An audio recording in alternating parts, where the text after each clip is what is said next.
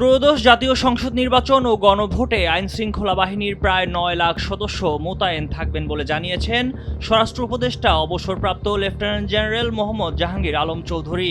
সোমবার আইনশৃঙ্খলা সংক্রান্ত উপদেষ্টা পরিষদ কমিটির সভা শেষে আয়োজিত এক সংবাদ ব্রিফিংয়ে তিনি এ তথ্য জানান। জাহাঙ্গীর আলম চৌধুরী বলেন, আসন্ন ত্রয়োদশ জাতীয় সংসদ নির্বাচনে ১ লাখ সেনা সদস্য সহ মোট ৮,৯৭,১১৭ জন আইনশৃঙ্খলা বাহিনীর সদস্য মোতায়েন করা হবে।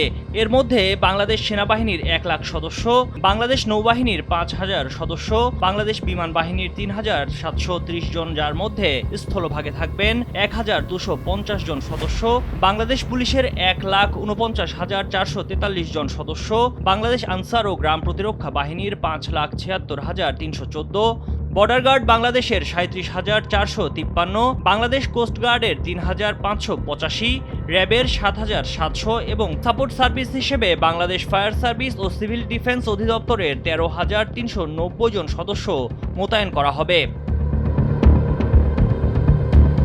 স্বরাষ্ট্র উপদেষ্টা বলেন, নির্বাচনে আইনশৃঙ্খলা পরিস্থিতি নিয়ন্ত্রণে রাখতে দেশজুড়ে ২ পর্বে আইনশৃঙ্খলা রক্ষাকারী বাহিনী মোতায়েন করা হবে। প্রথম পর্বে চলমান যারা মোতায়েন রয়েছেন তারা বলবৎ থাকবেন। দ্বিতীয় পর্বে হবে ভোটকেন্দ্রিক মোতায়েন, যেখানে আইনশৃঙ্খলা রক্ষাকারী বাহিনীর সদস্যরা ৮ থেকে ১৪ ফেব্রুয়ারি পর্যন্ত মোট ৭ দিন দায়িত্ব পালন করবেন।